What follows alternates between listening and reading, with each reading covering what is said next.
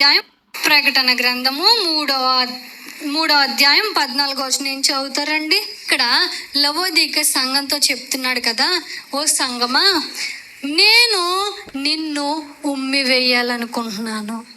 మూడో పాయింట్ ఇదే అండి, నేను నిన్ను ఉమ్మి ఉద్దేశించుచున్నాను. ఉమ్మి వేయాలన్న ఆలోచన వచ్చింది అని సంఘంతో చెప్తున్నాడు. ఎందుకు ఉమ్మి వేయాలనుకున్నాడో తెలుసా? నువ్వు అటు చల్లగాను లేవు, ఇటు వెచ్చగాను లేవు. ఎలా ఉన్నావు తెలుసా? కొన్ని చల్లనీళ్ళు, కొన్ని వెచ్చని నీళ్ళు కలిపేసి మిక్సింగ్ చేసేసుకుని లూక్వామ్, నూనె వెచ్చగా ఉన్నావు. అది నాకు చూస్తుంటేనే నీ మీద ఉమ్మి వేయాలన్న ఉద్దేశం వచ్చేస్తుంది. ఇంకేమనుకున్నావు తెలుసా? నువ్వు గొప్ప అనుకుంటున్నావు. ఏమన్నా తెలుసు, నేను బాగా భక్తిపరుడిని, ధనవంతుడు అనుకుంటున్నారంట వాళ్ళు. నేను ధనం బాగా సంపాదించుకున్నాను అన్నారు. కానీ దేవుడు ఏమన్నా, నువ్వు పేదవాడివి, నువ్వు దరిద్రవుడు, దిక్కుమాలిన వాడివి అన్నాడు దేవుడి సంఘాన్ని. ఏమన్నాడో తెలుసా?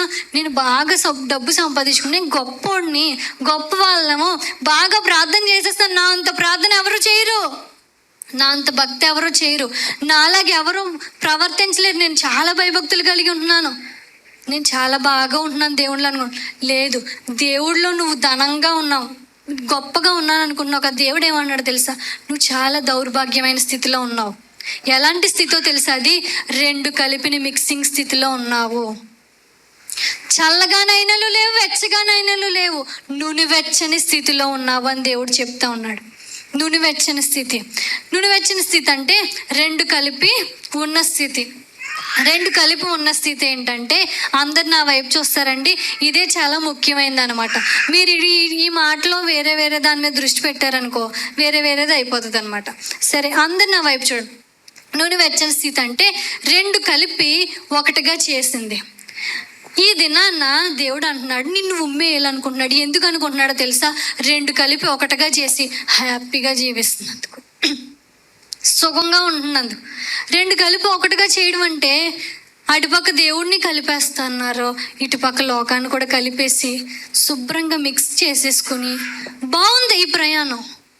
అటు కొంచెం భక్తి పైకి నటన, ఇటు కొంచెం లోకం, రెండు రుచులు మరిగేసి లూక్ ఫామ్, చాలా ప్రశాంతంగా వెళ్ళిపోతుంది క్రైస్తవ జీవితం.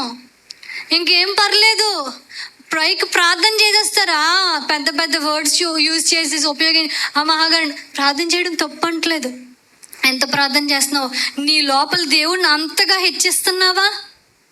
ఆయన మహాగణుడు అయిన దేవుడికి భయపడుతున్నావా? భయపడు.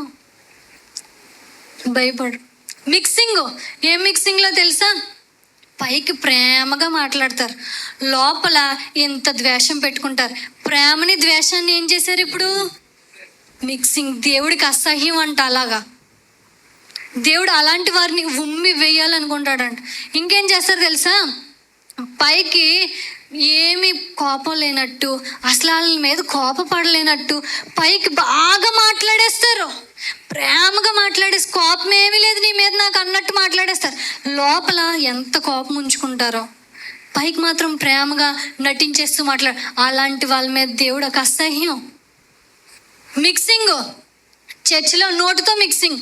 చర్చిలో దేవుడు పాటలు పాడేసి స్తుతించేసి, యేసయ్యా నీ కోసమే బ్రతుకుతానయ్యా అంటారు. ఇంటి దగ్గర సినిమా పాటలు, సినిమా డైలాగులు, బూత్ మాట్లాడుకోవడం, మాటలు, డబుల్ మీనింగ్ డైలాగులు మాట్లాడట్లేదా?